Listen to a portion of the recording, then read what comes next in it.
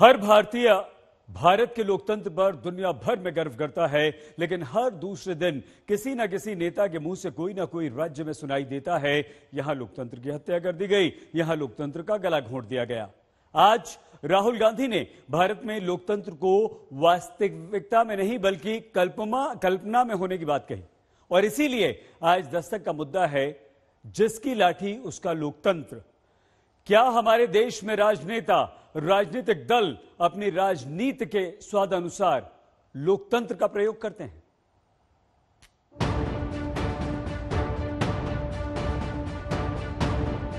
ये आप किस देश की बात कर रहे हो? ये कौन सी देश की बात कर रहे हो? डेमोक्रेसी? या मतलब कौन से देश की बात कर रहे हो? इंडिया की बात कर रहे हो? इंडिया में कोई डेमोक्रेसी नहीं। देश में आपातकाल लगाने वाले लोकतंत्र की दुहाई देंगे तो कौन बर्दाश्त करेगा? डेमोक्रेसी इंडिया में ये मतलब आपके इमेजिनेशन में हो सकती है, मगर रियलिटी में है नहीं। भारत के इतिहास में काले अक्षर में 1974 का इमरजेंसी है, राहुल गांधी को पढ़ लेना। सरकार के खिलाफ जो भी बोलता है उनको एक ही कैटेगरी में डाल देती है ये सरकार। जिस विचार के लोग डेमोक्रेसी पर हावी होना चाहते हैं कि हमारी बात मानो, नहीं तो नहीं चलने देंगे। बहुत डेंजरस रास्ते पर ये देश चल रहा है। ईवीएम से ज्यादा अगर नेताओं ने संवैधानिक प्रणाली में किसी मुद्दे पर चीरहरण किया है तो वो है डेमोक्रेसी, माने लोकतंत्र।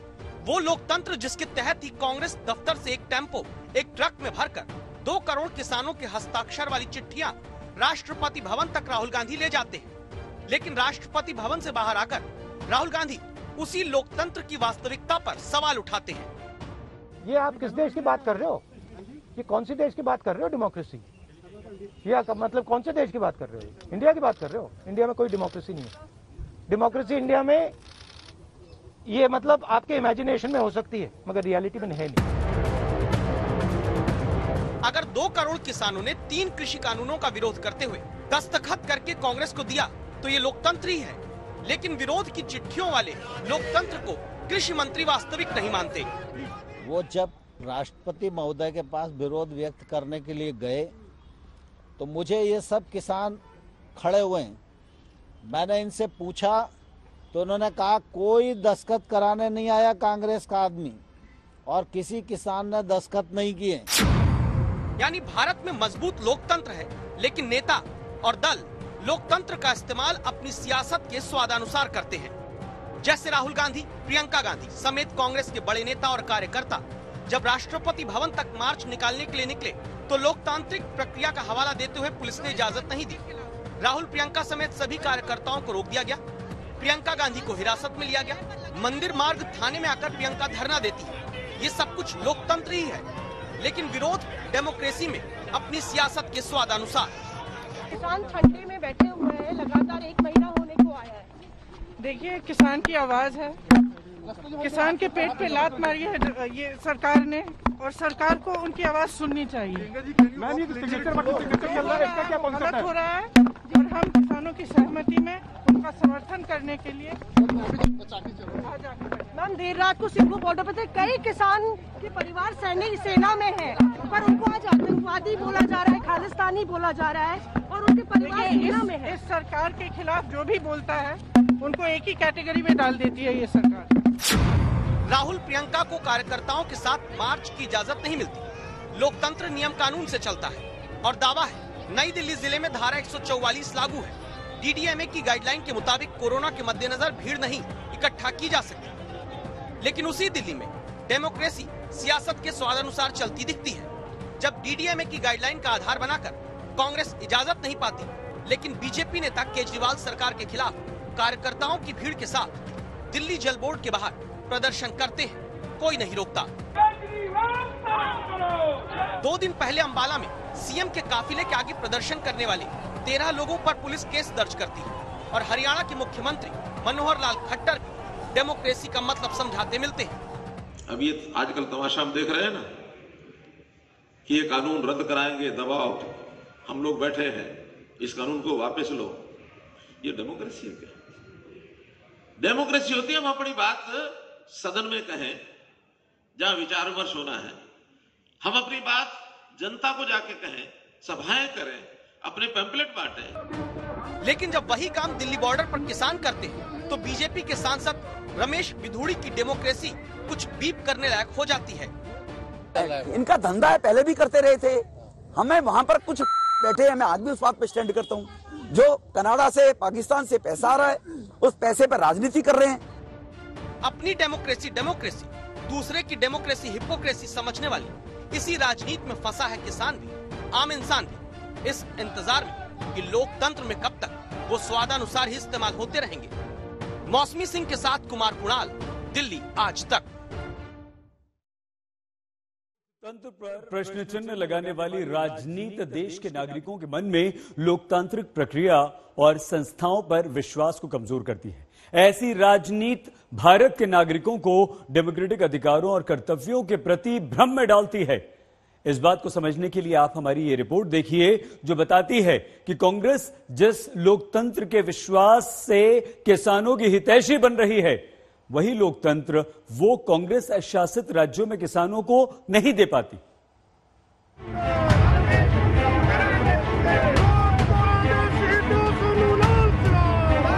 उनतीस दिन किसान आंदोलन को हो चुके हैं और पिछले 4 दिन से रोज 11-11 किसान एक एक करके अलग अलग बॉर्डर पर भूख हड़ताल कर रहे हैं। किसान खुद राजनेताओं से दूरी बना रहे हैं, लेकिन आंदोलन के चुंबक से वोट का लोहा खींचने में सियासत खुद खींची चली आ रही है।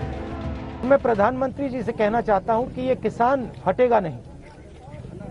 प्रधानमंत्री को ये नहीं सोचना चाहिए कि किसान और मजदूर घर चले जाएंगे, नहीं जाएंगे।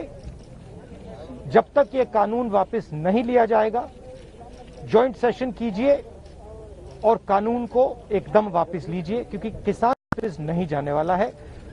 और हम सब, विपक्ष की सब पार्टियां किसानों के साथ, मजदूरों के साथ खड़े हैं और खड़े रहेंगे। 3 कानून तो अभी आए, लेकिन कांग्रेस शासित राज्यों में ही किसान की हालत क्या है? 3 प्रमुख राज्य की कहानी देख लीजिए। छत्तीसगढ़ में 37.2% किसान परिवार कर्ज में अभी दबे हैं। पंजाब में 53.2% किसान परिवारों के सिर पर भारी कर्ज है। राजस्थान में तो 61.8% कृषि से जुड़े परिवार कर्जदार हैं। लेकिन डेमोक्रेसी के नाम पर जिनके घर किसान रोते हैं, वो दूसरे राज्यों के किसानों को हंसाने चले आए हैं। जो भी नरेंद्र मोदी जी के खिलाफ खड़े होते हैं, वो उनके बारे में कुछ ना कुछ गलत बोलते रहते हैं। किसान खड़े हो जाएंगे तो किसान को आतंकवादी बोलेंगे, मजदूर खड़े हो जाएंगे तो मजदूर को आतंकवादी बोलेंगे। एक दिन अगर मोहन भगवत खड़े हो गए तो कहेंगे ये भी आतंकवादी है। अगर राहुल गांधी को इतनी किसानों की चिंता थी, तो जब उनकी सरकार थी तो सरकार के माध्यम से कुछ न कुछ किसानों के लिए कर सकते थे। कांग्रेस का हमेशा से चरित्र किसान विरोधी रहा है। 2 करोड़ चिट्ठियां लेकर चली कांग्रेस ने क्या उन किसानों की बात नहीं सुनी जो खुद कांग्रेस शासित राज्यों में परेशान होते हैं? 11 सितंबर 2020 तक के आंकड़ों के मुताबिक पंजाब में गन्ना किसानों का 359 करोड़ रुपए बकाया है। राजस्थान में किसान की प्रति महीने आय सिर्फ 7,743 रुपए है। छत्तीसगढ़ में किसान की हर महीने कमाई महज 5,922 रुपए। शायद कांग्रेस को खुद किसानों की तरह धरना देकर मुद्दा उठाने की डेमोक्रेसी भी मुफीद नहीं लग रही। पसंद आया कुछ घंटे का प्रोटेस्ट मार्च और दिन भर की बयानबाजी। सर्दी का मौसम है और पूरा देश देख रहा है कि किसान दुख में है, दर्द में है और मर भी रहे हैं। प्रधानमंत्री को सुनना ही पड़ेगा। सर्दी में ठिठुरते किसान का जिक्र करने वाले राहुल गांधी के सामने कांग्रेस मुख्यालय में गोला बनाकर बड़े नेता बैठे दिखे। तभी पंजाब कांग्रेस के अध्यक्ष सुनील जाखड़ ने ऐसी बात कही जिसने किसानों के लिए लोकतंत्र की दुहाई देती कांग्रेस की स्वादानुसार सियासत का सबूत दे दिया। सामने बिट्टू जी बैठे हैं। आज 15 दिनों से जंतर मंतर के ऊपर पंजाब के एमपीज बैठे हैं साहब। मैं समझता हूं कि सिर्फ पंजाब के एमपीज वहां बैठे हैं, इनको किसी किस्म की सपोर्ट नहीं मिली दूसरे एमपी साहिबान से। हमारे एमपीज की भी सुध ले, या तो सारे एमपीज इनके साथ एक रिले वहां पे बनाए, नहीं तो फिर इनको क्यों बिना मतलब ठंड में डाल रखेगा। ये बयान बताता है कि कांग्रेस के बड़े बड़े नेता भी किसानों के साथ सर्द रातों में धरना प्रदर्शन या कोई अनशन करने से बचने में जुटे हैं, क्योंकि जहां सिर्फ कुछ कदम चलने से डेमोक्रेसी का स्वाद मिल जाए, वहां बाकी की मेहनत क्यों। दिल्ली से अनीशा माथुर और मौसमी सिंह के साथ आज तक ब्यूरो। हमारे राज्य में डेमोक्रेसी गुलाबी है, तुम्हारे राज्य में लोकतंत्र किताबी है। अपना अपना चश्मा लेकर घूमती पार्टियों की सच्चाई यही है, और तभी तो दिल्ली में किसानों के समर्थन में जो पार्टियां लोकतंत्र की दुहाई दे रही हैं, वो पश्चिम बंगाल में खामोश हैं।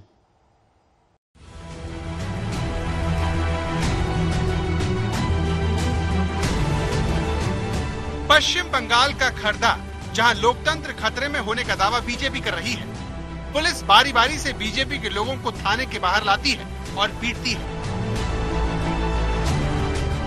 पुलिस के इस लाठीचार्ज में कई महिलाएं भी घायल हो जाती हैं, लेकिन बंगाल पुलिस रहम नहीं करती। सवाल उठता है कि पुलिस क्यों बीजेपी कार्यकर्ताओं को पीट रही है, घसीट रही है।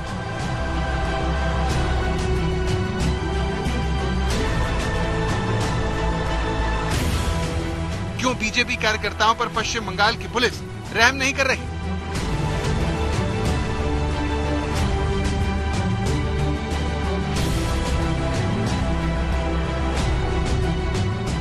इस सवाल का जवाब बीजेपी कार्यकर्ता की गिरफ्तारी है।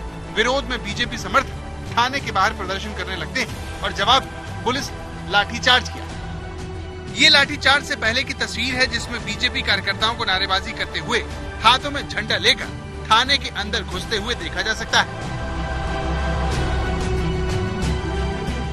लेकिन चंद ही मिनट बाद नारेबाजी करते ये लोग चीखते चिल्लाते जान बचाने के लिए भागते दिखे।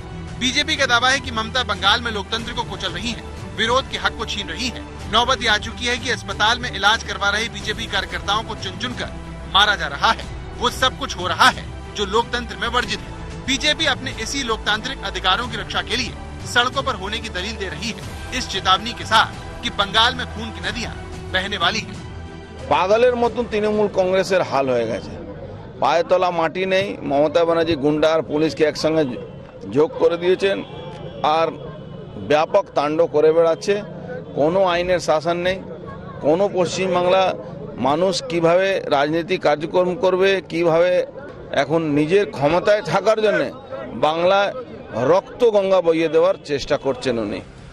तृणमूल कांग्रेस अक्सर बीजेपी पर संविधान की धज्जियां उड़ाने से लेकर संघीय ढांचे को नुकसान पहुंचाने का इल्जाम लगाती है। यही नहीं, वो दिल्ली में बैठे किसानों के समर्थन में मार्च भी निकालती है, लेकिन वो इस सवाल पर खामोश हो जाती है कि उसके राज में पुलिस विपक्ष के साथ ऐसा सलूक क्यों कर रही है। यानी पश्चिम बंगाल में पक रही सियासी हांडी में स्वाद के अनुसार सभी लोकतंत्र नाम का नमक अपने हिसाब से डाल रहे हैं। जैसे बीजेपी टीएमसी पर आरोप लगा रही है, तो टीएमसी बीजेपी पर, बाकी बची कांग्रेस और लेफ्ट इस हिंसा के लिए दोनों पार्टियों को दोष दे रही है। पर आप पुलिस लगवाते हो, हाथरस जाते हो, अरेस्ट करते हो, तो एआईसी से हमारे एमपी को बाहर नहीं निकलने देते हो, और फिर कहते हो कि भैया मतलब सब कुछ ठीक है। डिटेन करना, मारना, पीटना, ये इनका तरीका है। बंगाल में हर दिन सुबह से शाम दोनों पार्टी के बीच गाली गलौज के सिवाय और कुछ नहीं होते हैं। दोनों पार्टी आपस में जिस ढंग से गाली और गलौज की नीति अपना रहे हैं, इससे बंगाल के आम लोग काफी थके हुए मालूम होता है, और बंगाल के लोग इससे मुक्ति चाहते हैं। तो इसलिए बंगाल में और विकल्प उस समय कौन हो सकता? वो कांग्रेस और लेफ्ट की जो थर्ड फोर्स, ये विकल्प हो सकता है। सियासत में चुनाव जीतना, सरकार बनाना हर दल का लक्ष्य होता है और होना भी चाहिए, लेकिन दिक्कत यह है कि हर पार्टी अपने अपने हिसाब से नियम और संविधान की व्याख्या करती है। महबूबा मुफ्ती को तो आप जानते ही होंगे, जिन्होंने जम्मू कश्मीर से अनुच्छेद 370 हटने के बाद तिरंगे का अपमान किया था। जिस वक्त हमारा ये झंडा वापस आएगा, हम उस झंडे को भी उठा लेंगे, मगर जब तक हमारा अपना झंडा डाकुओं ने डाके में ले लिया है, तब तक हम किसी और झंडे को हाथ में नहीं उठाएंगे। It is not independent of this flag, जो हमारा इस मुल्क के झंडे के साथ रिश्ता है। जिस वक्त हमारे हाथ में ये झंडा आएगा, हम वो झंडा भी उठा लेंगे। तो जिस झंडे को उठाने से महबूबा ने इनकार किया, जिस संविधान को मानने से मना किया, उसे वो बदले माहौल में ही सर्वोच्च बता रही हैं, उसकी दुहाई दे रही हैं। कॉन्स्टिट्यूशन की इन्होंने धज्जियां उड़ा दी हैं। हम जो मांगते हैं कॉन्स्टिट्यूशन के अंदर मांगते हैं, 370 कॉन्स्टिट्यूशन के अंदर, हमारा एजेंडा कॉन्स्टिट्यूशन के अंदर, मैं जो बात करती हूँ कॉन्स्टिट्यूशन के अंदर। मगर जहाँ तक जम्मू कश्मीर के डिग्निटी का सवाल है, यहाँ की इज्जत का सवाल है, यहाँ की इज्जत नफ्स का सवाल है, जम्मू कश्मीर के मसले का सवाल है, महबूबा मुफ्ती कभी खामोश नहीं रहेगी। महबूबा मुफ्ती में ये बदलाव ताज़ा डीडीसी इलेक्शन की वजह से आया है, जिसमें उनकी पार्टी का गठबंधन बीजेपी से आगे निकल गया। वो भी तब जब वो लगातार केंद्र सरकार पर घाटी में लोकतंत्र को खत्म करने का इल्जाम मढ़ रही है। मुझे नहीं मालूम, मे भी हो सकता है ये हम आपकी और मेरी आखिरी प्रेस कॉन्फ्रेंस हो। मुझे नहीं पता किस वक्त आके ये मुझे उठा के ले जाएं। कि इन्होंने हमारी पार्टी को यहाँ बिल्कुल बुलडोज किया, तोड़ फोड़ की, पर उसके बावजूद भी हमारी परफॉर्मेंस इतनी अच्छी रही। और पीजीडी की जो कंबाइंड परफॉर्मेंस रही, नेशनल कॉन्फ्रेंस की, पीसी की, वो बहुत अच्छी रही। और I am really very happy. तेरे मेरे लोकतंत्र की इस तू मैमे का खामियाजा आम आदमी को भुगतना पड़ रहा है, जो पार्टियों के झगड़े में हर बार पीस दिया जाता है। कोलकाता से मनोज्ञा लोईवाल के साथ आज तक ब्यूरो। चलते हैं उत्तर प्रदेश। मुजफ्फरनगर दंगे को लेकर राजनीति काफी तेज हो सकती है। कारण उत्तर प्रदेश सरकार का एक फैसला, जिसमें बीजेपी से जुड़े नेताओं के खिलाफ दंगों के केस वापस लेने की तैयारी शुरू कर दी गई है। संजीव बालियान, संगीत सो, कपिल देव अग्रवाल, सुरेश राणा। 7 साल पहले जिन चेहरों को यूपी सरकार ने मुजफ्फरनगर दंगों का आरोपी माना, उन्हें 7 साल बाद यूपी की सरकार बाइज्जत बरी करने की तैयारी कर रही है। योगी सरकार ने बीजेपी के अपने इन सभी नेताओं पर मुजफ्फरनगर दंगे मामले में दर्ज मुकदमा वापस ले लिया है। इस सिलसिले में सरकारी वकील राजीव शर्मा ने मुजफ्फरनगर के एडीजे कोर्ट में केस वापसी के लिए अर्जी दी है। यह मामला वर्तमान में कोर्ट नंबर 5 में पेंडिंग है, जिसमें शासन स्तर से मुकदमा वापस लेने की कार्रवाई की गई है। अभियोजन को यह पत्र माननीय जिलाधिकारी महोदय के माध्यम से प्राप्त हुआ। उसमें 321 की एप्लीकेशन हम लोगों ने कोर्ट नंबर 5 में मूव की है। उस पर कार्रवाई अभी तक पेंडिंग है। साल 2013 में मुजफ्फरनगर के कवाल गांव में छेड़छाड़ को लेकर सचिन गौरव नाम के 2 भाइयों की हत्या के बाद नगला मंदौड़ गांव में एक पंचायत का आयोजन किया गया। आरोप है कि इस पंचायत में बीजेपी नेताओं ने मन से भड़काऊ बयान दिए, जिससे दंगे भड़क गए। ये वो दौर था जब राज्य में अखिलेश यादव की सरकार थी और उसने कपिल देव अग्रवाल, संजीव बालियान, संगीत सो, सुरेश राणा समेत दर्जन भर लोगों पर धारा 144 का उल्लंघन करने और विवादित भाषण देने पर मुकदमा दर्ज कर लिया। लेकिन बीजेपी की सरकार ने अब इसे पलटने का फैसला किया है। हम लोगों को भारतीय जनता पार्टी के कार्यकर्ताओं को तो फर्जी मुकदमे लगाए। मेन एक्यूज तो इसमें अखिलेश यादव और आजम खान होने चाहिए, तो उन दोनों ने दंगा कराया। हमारी भारतीय जनता पार्टी है। मैं पूछता हूं भारतीय जनता पार्टी से, क्या इसीलिए सरकार बनी थी भारतीय जनता पार्टी की कि सरकार पे लगे हुए मुकदमे, चाहे मुख्यमंत्री हो, उप मुख्यमंत्री हो, मंत्री हो, विधायकगण हो, सब पे जो आपराधिक मुकदमे वापस ले लिए जाएंगे? क्या इससे अपराध की प्रवृत्ति के जो व्यक्ति हैं, जो अपराध करने वाले हैं, जो अपराधी हैं, क्या इससे उनका मनोबल नहीं बढ़ेगा? उनको ऐसा एहसास नहीं होगा कि अपराध एक मुकदमे वापस भी लिए जा सकते हैं? नेताओं पर से मुकदमे वापस लिए जाना कोई नई बात नहीं है, लेकिन सवाल ये है कि क्या दंगों को राजनीतिक चश्मे से देखा जा सकता है? एक ही राज्य की सरकार एक ही दंगे को अलग अलग तरीके से कैसे देख सकती है? संदीप सैनी, मुजफ्फरनगर, आज तक। राजनीतिक दलों के भीतर ही कितना लोकतंत्र मजबूत है या खोखला, ये देखने के लिए आइए चलते हैं मध्य प्रदेश। यहां चुनाव तो कांग्रेस का था, लेकिन जीत बीजेपी की हुई। कांग्रेस पार्टी के चुनाव में बीजेपी नेता की जीत हो गई। एमपी में कांग्रेस भी गजब है। ये हर्षित सिंघई हैं। इनके हाथ में जबलपुर यूथ कांग्रेस संगठन के चुनाव में जीते उम्मीदवारों की लिस्ट है। इनका भी नाम लिखा है। 12 वोट मिले और हर्षित सिंघई को महासचिव का पद दे दिया गया। सच्चाई ये कि हर्षित बीजेपी के कार्यकर्ता है। हुआ ये कि 10 मार्च को हर्षित ने इस साल ज्योतिरादित्य सिंधिया के साथ कांग्रेस छोड़ दी, बीजेपी का दामन थाम लिया, जबकि 3 साल पहले यूथ कांग्रेस में विधानसभा प्रभारी बनने के लिए फॉर्म भरा था। यूथ कांग्रेस का चुनाव अब 3 साल बाद हुआ, तब तक बीजेपी के हो चुके कार्यकर्ता को यूथ कांग्रेस ने अपना महासचिव चुन लिया।